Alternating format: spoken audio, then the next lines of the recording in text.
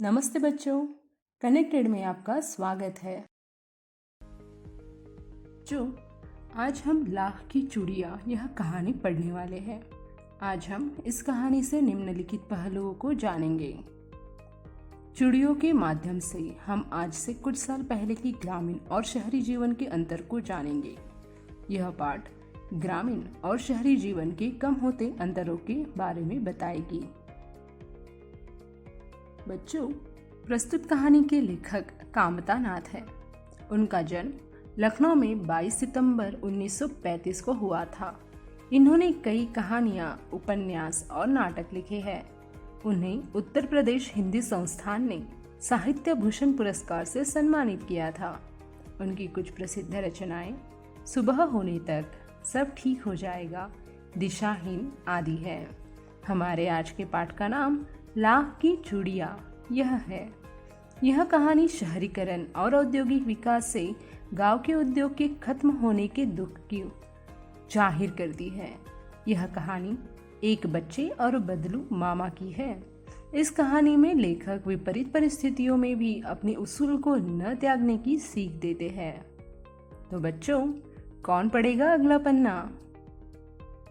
सारे गांव में बदलू मुझे सबसे अच्छा आदमी लगता था, क्योंकि वो मुझे सुंदर सुंदर लाख की गोलियां बनाकर दिया करता था।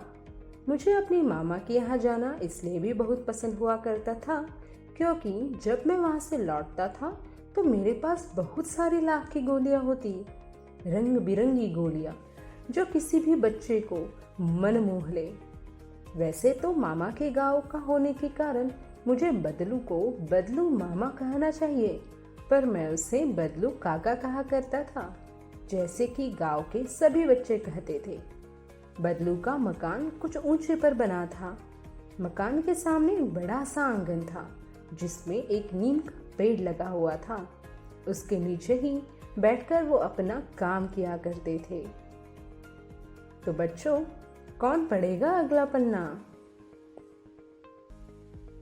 बदलू जब चूड़ियाँ बनाता था तब उसके बगल में एक भट्टी धकती रहती थी, जिसमें वह लाख पिघलाया करता था।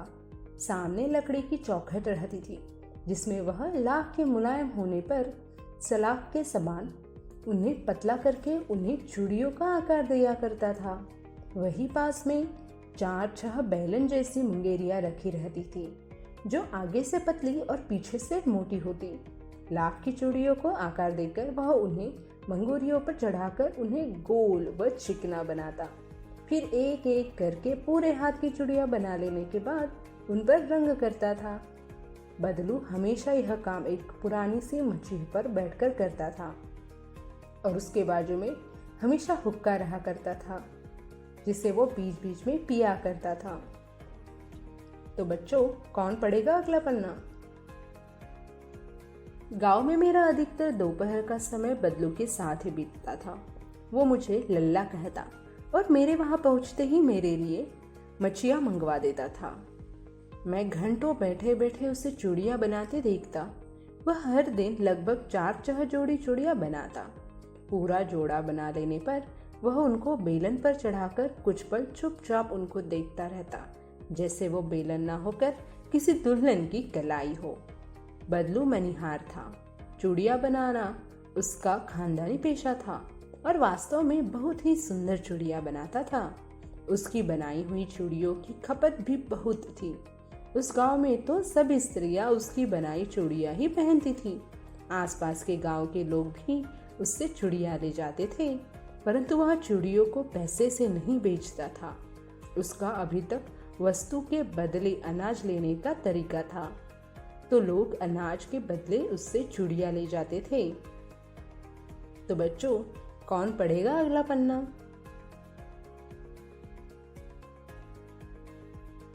बदलू स्वभाव का बहुत सीधा था।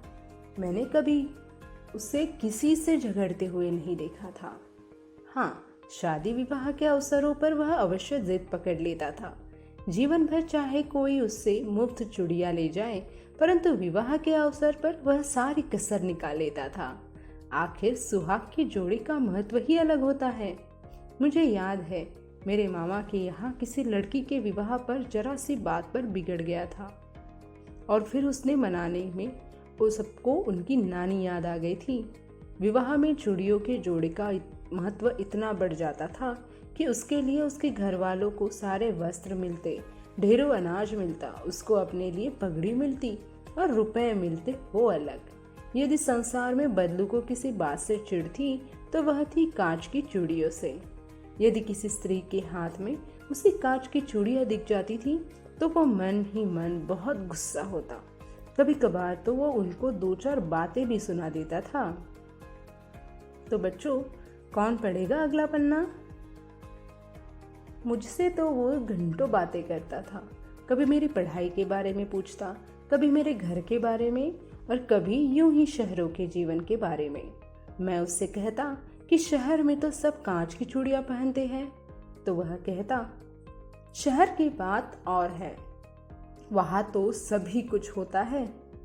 वहां तो औरतें अपने पति का हाथ पकड़कर सड़कों पर घूमती हैं और फिर उनकी कलाइयाँ नाजुक होती हैं, लाख की चूड़ियाँ पहनने से मोच न आ जाए। कभी कभी बदलू मेरी अच्छी खातिरदारी भी करता था। जिस दिन उसकी गाय दूध देती वह सदा मेरे लिए मलाई बचा कर रखता, और आम की फसल में तो मैं रोज ही उसके पास से 2-4 आम खाकर ही आता। परंतु इन सब बातों के अलावा जिस कारण मुझे वह सबसे अच्छा लगता वह यह था कि लगभग रोज ही वह मेरे लिए 1-2 लाख की गोलियां बना देता था। तो बच्चों, कौन पढ़ेगा अगला पन्ना? मैं लगभग हर गर्मी की छुट्टी में अपने मामा के यहाँ चला जाता और 1 आधे महीने वहाँ रहकर स्कूल खोलने के समय तक वापस आ जाता। परंतु 2-3 बार ही मैं अपने मामा के यहाँ गया होऊंगा कि तभी मेरे पिता का दूर शहर में तबादला हो गया और एक लंबे समय तक मैं अपने मामा के गांव न जा सका। लगभग 8-10 वर्षों के बाद जब मैं वहां गया तो इतना बड़ा हो चुका था कि लाख की गोलियों में मेरी रुचि खत्म हो गई थी। इसलिए गांव में होने के बाद भी कई दिनों तक मुझे बदलू का ध्यान न आया। इस बीच मैंने देखा कि लगभग गांव की सभी स्त्रियां कांच की चूड़ियां पहनती हैं। विरले ही हाथों में मैंने लाख की चूड़ियां देखी। तब एक दिन ऐसे ही मुझे बदलू का ध्यान हो गया। बात यह हुई कि बरसात में मेरे मामा की छोटी लड़की आंगन में फिसलकर गिर पड़ी और उसके हाथ में चूड़ी टूटकर उसकी कलाई में घुस गई और उससे खून बहने लगा। मेरे मामा के उस समय घर पर न होने के कारण मुझे ही मरहम पट्टी करनी पड़ी। तब मुझे एकदम बदलू का ध्यान हो आया और मैंने सोचा उससे मिल आऊं। तो बच्चों, कौन पढ़ेगा अगला पन्ना? शाम को घूमते घूमते उसके घर चला गया। बदलू वही नीम के नीचे खाट पर लेटा था। नमस्ते बदलू काका, मैंने कहा। नमस्ते भैया, उसने मेरे नमस्ते का उत्तर दिया और उठकर खाट पर बैठ गया। परंतु उसने मुझे पहचाना नहीं और देर तक मेरी ओर देखता रहा। मैं हूँ जनार्दन, काका आपके पास से गोलियां बनवा कर ले जाता था। मैंने अपना परिचय दिया। बदलू फिर भी चुप रहा, मानो वो अतीत के पल याद कर रहा हो। और तब वह एकदम से बोल पड़ा, आओ आओ लल्ला, बैठो, बहुत दिन बाद गाँव आए। हाँ, इधर आना नहीं हो सका काका, मैंने चारपाई पर बैठते हुए उत्तर दिया। कुछ देर फिर शांति। मैंने इधर उधर दृष्टि दौड़ाई, न मुझे उसकी मच्छियाँ नजर आई न ही भट्टी। तो बच्चों, कौन पढ़ेगा अगला पन्ना? आजकल काम नहीं करते काका? मैंने पूछा। नहीं लल्ला, काम तो कई सालों से बंद है। मेरी बनाई हुई चूड़ियाँ कोई पूछे तब तो गांव गांव में कांच का प्रसार हो गया है। वह कुछ देर चुप रहा, फिर बोला, मशीन युग है लल्ला, आजकल सबका मशीन से होता है। खेत भी मशीन से जोते जाते हैं और फिर जो सुंदरता कांच की चूड़ियों में होती है, लाख में वो कहाँ संभव है। लेकिन कांच बड़ा खतरनाक होता है, बड़ी जल्दी टूट जाता है। मैंने कहा, नाजुक तो होती है लल्ला। कहते कहते उसे खांसी आ गई और वो देर तक खांसता रहा। मुझे लगा उसे दमा है। समय के साथ उसका शरीर ढल चुका था। उसके हाथ और माथे पर नसें उभर आई थी। न जाने कैसे उसने मेरी शंका भांप ली और बोला, दमा नहीं है मुझे, फसली खांसी है। यह महीने 2 महीने से आ रही है, 10-15 दिन में ठीक हो जाएगी। मैं चुप रहा। मुझे लगा उसके अंदर कोई बहुत बड़ा दिक्कत छुपा हुआ है। मैं देर तक सोचता रहा कि इस मशीन के युग में कितने हाथ काट दिए हैं। कुछ देर फिर शांति रही जो मुझे अच्छी नहीं लगी। तो बच्चों, कौन पढ़ेगा अगला पन्ना? आम की फसल कैसी है अब काका? कुछ देर बाद मैंने बात का विषय बदलते हुए पूछा। अच्छी है लल्ला, बहुत अच्छी है, उसने कहकर उत्तर दिया और अंदर अपनी बेटी को आवाज दी। अरे रज्जो, लल्ला के लिए आम तो ले आओ। फिर मेरी ओर मुख करके बोला, माफ करना लल्ला, तुम्हें आम खिलाना भूल गया। नहीं नहीं काका, आम तो इस साल बहुत खाए हैं मैंने कहा। वाह वाह, बिना आम खिलाए कैसे जाने दूंगा तुमको। मैं चुप हो गया। मुझे वो दिन याद आ गया जब वो मेरे लिए मलाई बचा कर रखता था। गाय तो अच्छी है ना काका? मैंने पूछा। गाय कहा लल्ला, 2 साल हुए मैंने बेच दी, कहाँ से खिलाता। इतने में रज्जू, उसकी बेटी अंदर से एक डलिया में ढेर से आम ले आई। यह तो बहुत है काका, इतने कहाँ खा पाऊंगा। मैंने कहा। वाह वाह, वह हंस पड़े। शहरी ठहरे न मैं, तुम्हारी उम्र का था तो इसके 4 आम एक बार में खा जाता था। आप लोगों की बात और है, मैंने उत्तर दिया। अच्छा बेटी, लल्ला को 4-5 आम छांट कर दो, सिंदूरी वाले देना। देखो तो लल्ला कैसे है, इसी साल यह पेड़ तैयार हुआ है। तो बच्चों, कौन पढ़ेगा अगला पन्ना? रज्जू ने 4-5 आम उंजली में लेकर मेरी तरफ बढ़ा दिए। आम लेने के लिए मैंने हाथ बढ़ाया तो मेरी निगाह एक क्षण के लिए उसके हाथों पर रुक सी गई। गोरी गोरी कलाइयों पर लाख की चूड़ियां बहुत ही सुंदर लग रही थी। बदलू ने मेरी दृष्टि देखी और बोल पड़ा, यही आखिरी जोड़ा बनाया था जमींदार साहब की बेटी के विवाह पर। 10 आने पैसे मुझको दे रहे थे। मैंने जोड़ा नहीं दिया, कहा शहर से ले आओ। मैंने आम लिए और खाकर थोड़ी देर बाद वहां से चला आया। मुझे प्रसन्नता हुई कि बदलू ने हार कर भी हार नहीं मानी थी। उसका व्यक्तित्व कांच की चूड़ियों जैसा न था कि आसानी से टूट जाए। बच्चों, अब हम इस पाठ के कुछ कठिन शब्दों के अर्थ देखेंगे।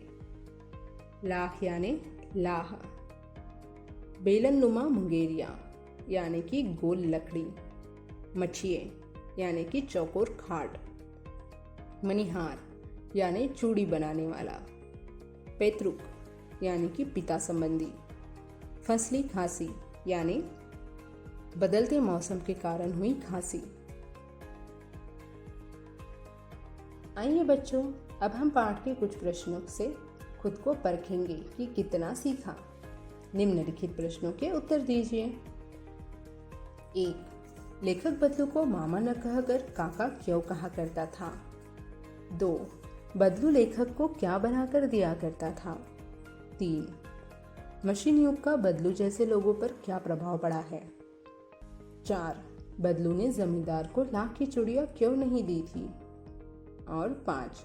घर लौटते समय लेखक किस बात से प्रसन्न था? बच्चों, ये रहे जवाब। 1. लेखक उसे बदलू मामा न कहकर बदलू काका इसलिए कहता था क्योंकि गांव के सभी बच्चे उसे बदलू काका कहते थे। 2. बदलू लेखक को हमेशा लाख की गोलियां बनाकर दिया करता था क्योंकि वो लेखक को बहुत पसंद आती थी। 3. मशीनी युग के कारण लोग हाथ के बने सामान न लेकर चमक दमक वाली वस्तुएं लेना ज्यादा पसंद करते हैं, जिस कारण बदलू जैसे कारीगरों का काम ठप हो गया है और लोग न उनकी कला की इज्जत की ना ही उनको सम्मान करते हैं। 4. बदलू ने जमींदार को चूड़ियां इसलिए नहीं दी क्योंकि जमींदार ने उनका मूल्य बहुत कम लगाया था जो बदलू को गवारा नहीं था। 5. घर लौटते समय लेखक इस बात से प्रसन्न था कि बदलू ने हार कर भी हार नहीं मानी थी। उसका व्यक्तित्व कांच की चूड़ियों जैसा न था जो कि आसानी से टूट जाता। वो जैसे स्वाभिमान से पहले जीता था, वह आज भी वैसा ही है। जो आज का पाठ यही समाप्त हुआ। आशा है कि आप सबको पसंद आया होगा। धन्यवाद।